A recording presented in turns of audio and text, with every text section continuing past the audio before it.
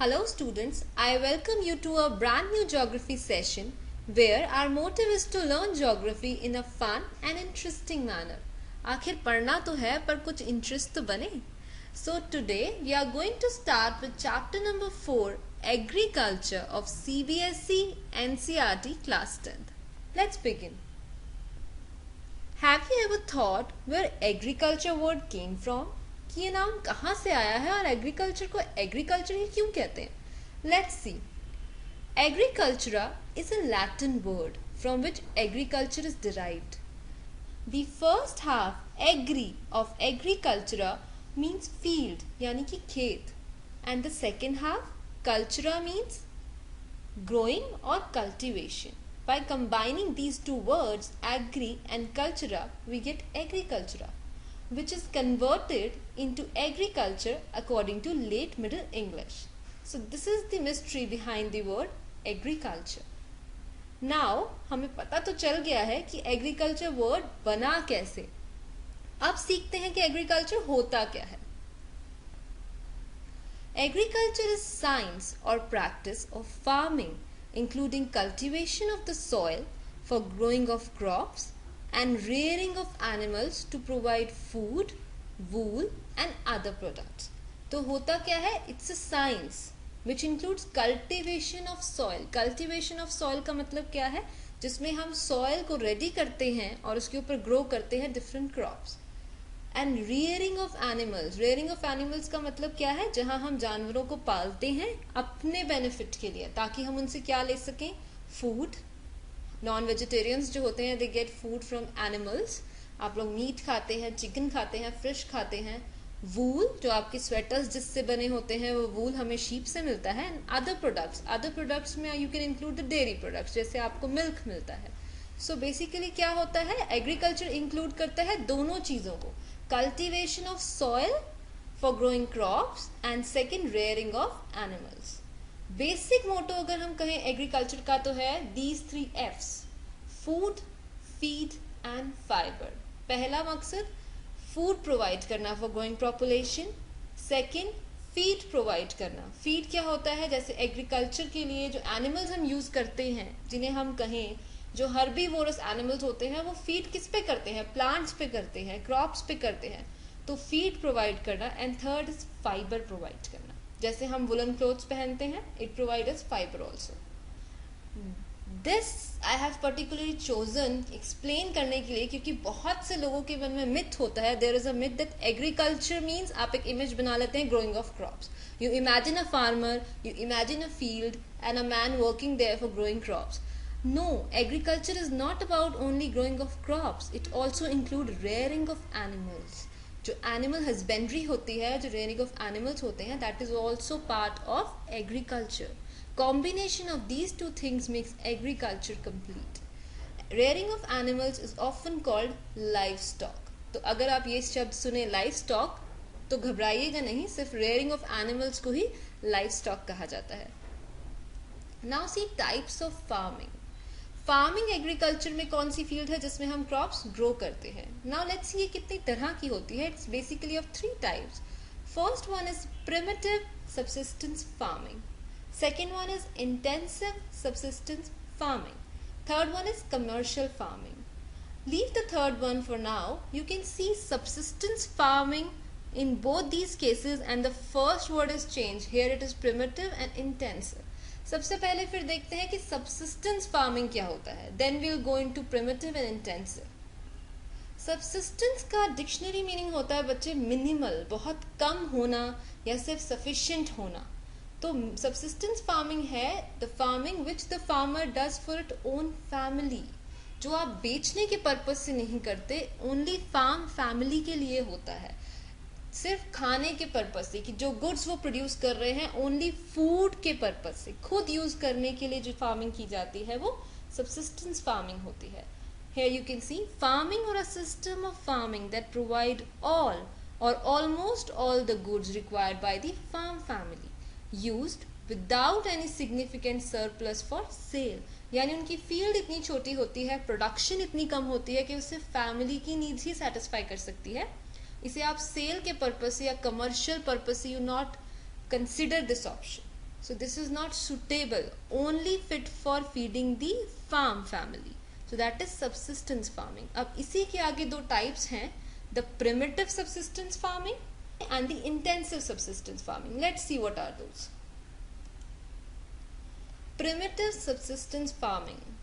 Primitive का मतलब होता है ancient और पुराना, तो इसमें obviously पुरानी techniques use होंगी. Let's see. So it is practiced on small patches of land with the help of primitive tools like hoe, dhow and digging sticks.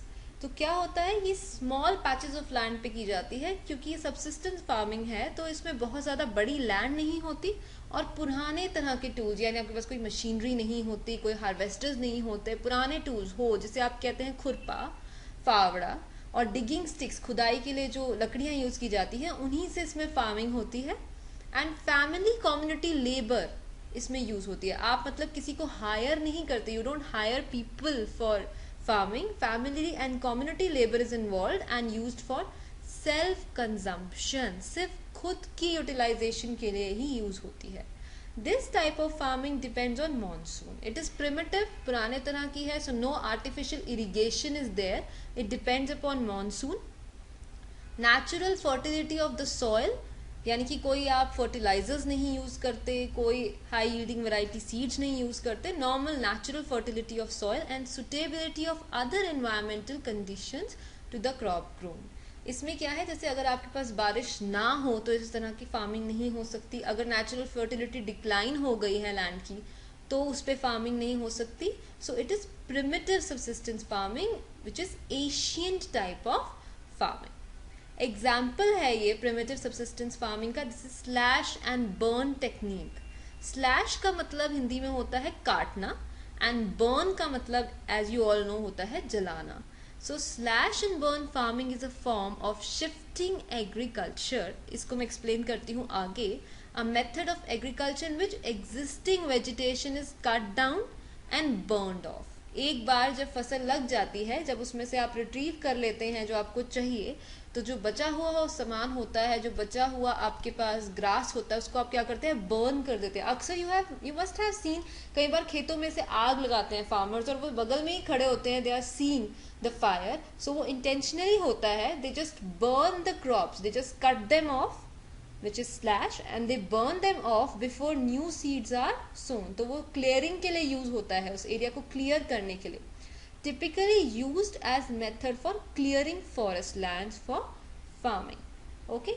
ये एक तरह का शिफ्टिंग एग्रीकल्चर है. शिफ्टिंग एग्रीकल्चर क्यों कहते हैं इसमें हम, क्योंकि जिस जगह को हमने जला दिया है उसको आप बार बार यूज करने से क्या होता है, उसकी फर्टिलिटी डिक्रीज हो जाती है and ultimately you have to shift from that place, leaving that place unused, leaving that farm unused.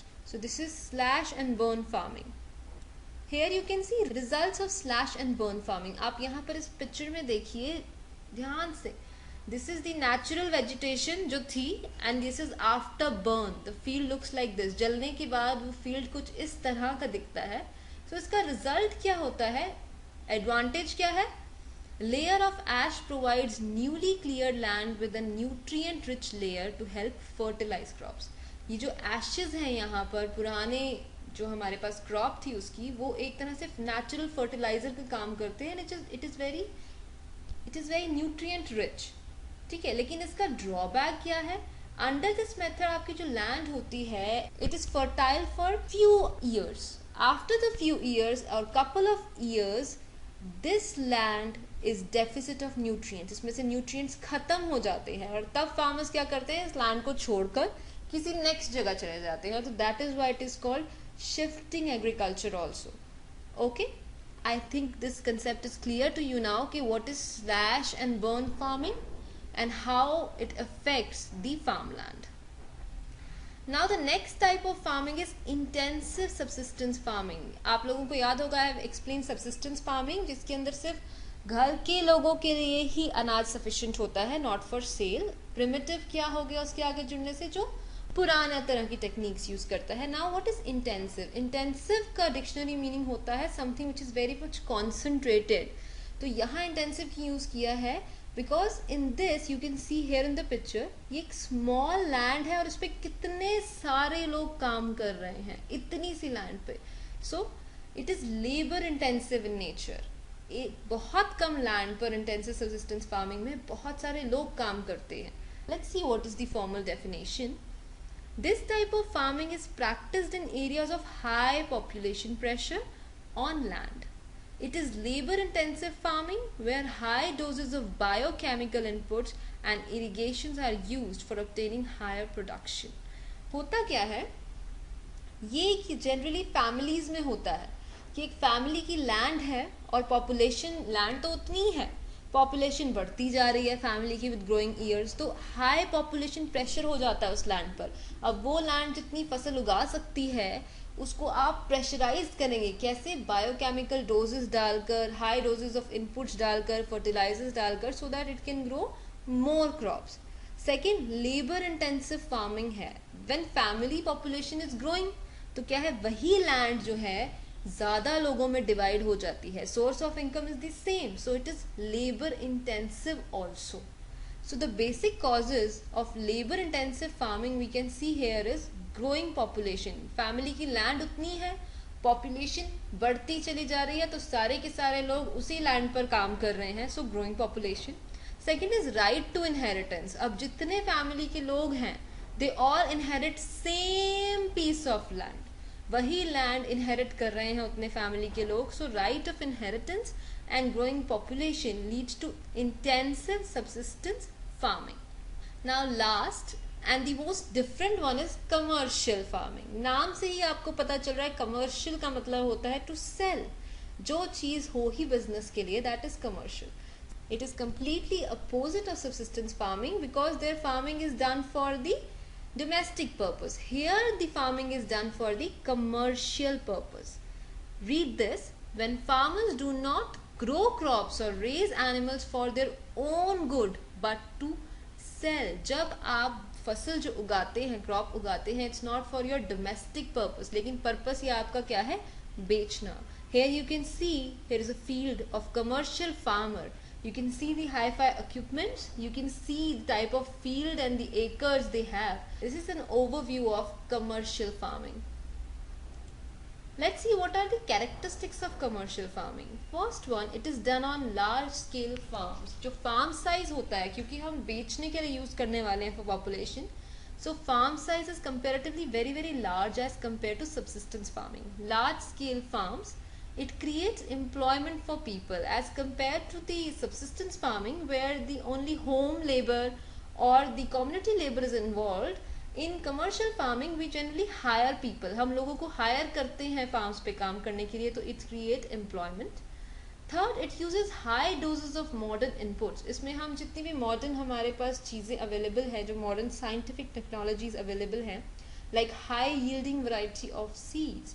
High yielding variety of seeds क्या होती हैं, जिसमें हमारे पास crop जो है वो ज़्यादा produce होती है than a natural seed.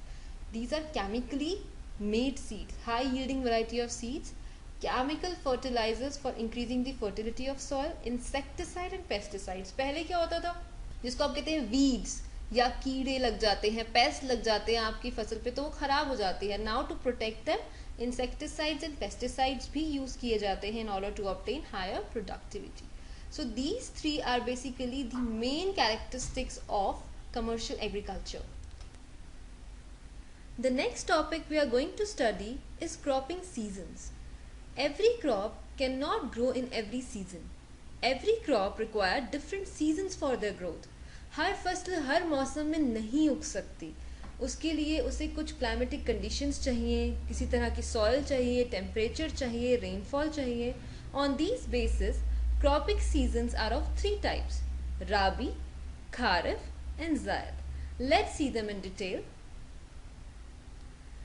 Before we get into the details, एक interesting fact मैं आपके साथ शेयर करना चाहूँगी. जो ये नाम है राबी, खारिफ और जैद, ये कहाँ से लिए गए हैं, why they are so different, क्योंकि सुनकर तो इनका मतलब पता नहीं चलता.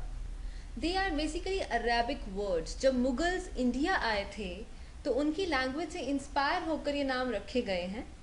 ये नाम है उस मौसम पर जब ये फसल काटी जाती है, when these crops are harvested.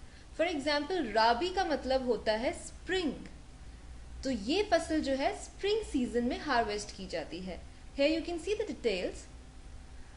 Rabi crops are grown between October to March, that means the winter season, and harvested in summer between April to June.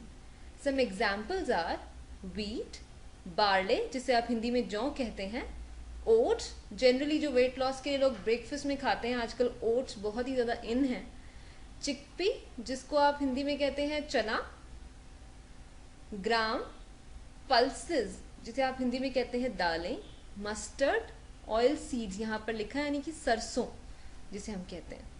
So these all are rabi crops. Next is kharif. Kharif का मतलब होता है, Arabic में इसे खारिफ कहते हैं लेकिन वैसे इसका मतलब होता है ऑटम, क्योंकि इसकी जो फसल है वो ऑटम में हार्वेस्ट की जाती है. यू कैन सी सितंबर से अक्टूबर के बीच, तो ऑटम सीजन चल रहा होता है, तो हार्वेस्ट होती है अक्टूबर में. इसका सीजन जो है ग्रोथ का वो होता है जुलाई से अक्टूबर के बीच during south west monsoon and harvested between September to October. कुछ खारिफ क्रॉप्स हैं राइस, मेज, बाजरा, रागी, अरहर जिससे आप सांभर की दाल बनाते हैं, और मेज का मतलब होता है मक्की. The last one is the Zaid crops. Zaid का मतलब होता है प्रॉस्परस. प्रॉस्परस को हिंदी में हम कहते हैं समृद्ध. इसे समृद्ध क्यों कहा गया है, प्रॉस्परस क्यों कहा गया है, because these crops can be grown throughout the year artificially. वैसे तो इनका एक टाइम ड्यूरेशन होता है from March to June, but these crops can be grown throughout the year by artificial irrigation. That's why these are prosperous crops. Okay, here you can see season is from March to June but can be grown throughout the year through artificial irrigation. Some examples are musk melon.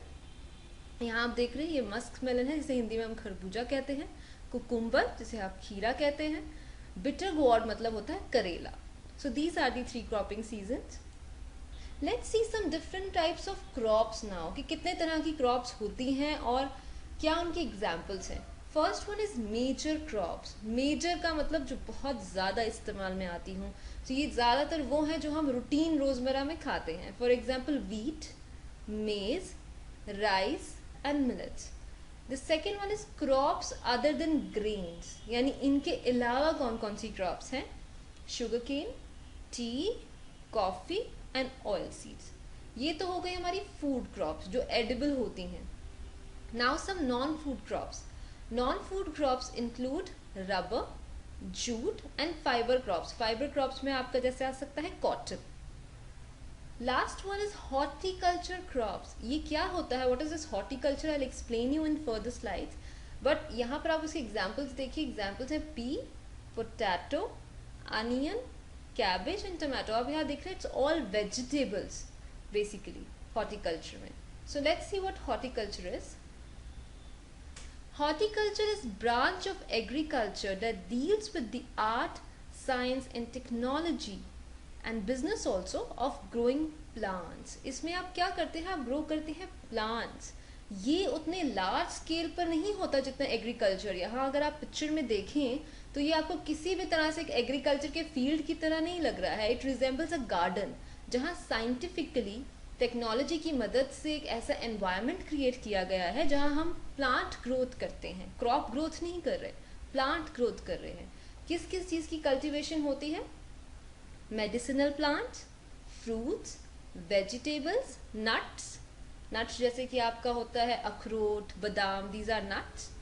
Seeds यानी कि बीज, herbs यानी कि जड़ी बूटियाँ, sprouts, mushroom, algae, flowers, seaweeds and non food crops also. Non food crops मतलब जिन्हें हम नहीं खा सकते, such as grass and ornamental trees. Ornament का मतलब क्या होता है, ज्वेलरी जो दिखावे के लिए हो. तो ऑर्नामेंटल ट्रीज क्या होती हैं, जो सिर्फ सुंदरता बढ़ाने के लिए होती हैं. And plants. देखिए बेसिक डिफरेंस क्या है हॉर्टिकल्चर में और एग्रीकल्चर में, कि एग्रीकल्चर जो है वो लार्ज स्केल पर होता है और उसमें क्रॉप्स एंड ग्रेन्स होती हैं. हॉर्टिकल्चर जो है एक स्मॉल स्केल पर होता है. जो आप घर में गार्डनिंग करते हैं वो हॉर्टिकल्चर है, वो कहीं से भी एग्रीकल्चर नहीं है. अगर आप एक स्मॉल स्पेस में, स्मॉल फील्ड में कुछ वेजिटेबल्स या प्लांट्स या ऑर्नामेंटल प्लांट्स को ग्रो करते हैं, that is horticulture. Now let's discuss some major crops in detail. अब मेजर क्रॉप में the first one is rice. क्योंकि राइस जो है वो सबसे ज़्यादा पॉपुलर है इंडिया में, सो राइस मेजर क्रॉप में हमारा फर्स्ट चॉइस है। किस टाइप की ये क्रॉप है? It's a kharif crop. Kharif वो होती है जो ऑटम में हार्वेस्ट होती हैं, जैसे कि आपको याद होगा, I have discuss. Soil requirement is clayey soil. Clayey soil पर जो राइस है वो बेटर ग्रो करता है। क्लाइमेटिक कंडीशंस चाहिए, temperature should be above 25 degree Celsius and rainfall annually जो होना चाहिए should be 100 to 200 centimetre. Let's see कौन कौन से एरियाज में राइस पाई जाती है। Rice cultivation is normally concentrated in northern plains, West Bengal. West Bengal को यहाँ आई have done red in colour because West Bengal is the largest producer of rice in India. Andhra Pradesh, Tamil Nadu, Punjab and Haryana. These are the areas where rice is grown more as compared to other states. Second one is wheat. Wheat is the second most popular grain in India. It is a rabi crop. Rabi means winter crop है, winters में इसको उगाया जाता है। Soil किस तरह की चाहिए? Loamy soil चाहिए। अब loamy soil क्या होती है? ये combination होती है sand, सिल्ट एंड क्ले का। जिस तरह की सॉइल में ये तीनों चीज़ें पाई जाती हैं वो लोमी सॉइल कहलाती है।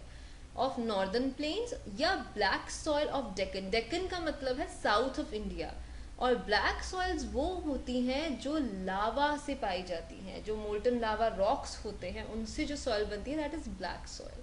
सो loamy soil is combination of sand, silt and clay, and black soil is formed through lava rocks. Climatic conditions देखते हैं। टेम्परेचर जो है इसे कम चाहिए, विंटर क्रॉप है, less than 20 degree Celsius. Annual rainfall जो होती है वो होनी चाहिए 50 to 75 सेंटीमीटर्स के बीच में। एरियाज जहाँ ये पॉपुलरली ग्रो करता है दोज आर पंजाब, हरियाणा, उत्तर प्रदेश, बिहार, राजस्थान, मध्य प्रदेश, यानी नॉर्थ से सेंट्रल इंडिया के बीच ये पाया जाता है। दैट्स वाई नॉर्थर्न इंडिया में वीट इज मोर पॉपुलर।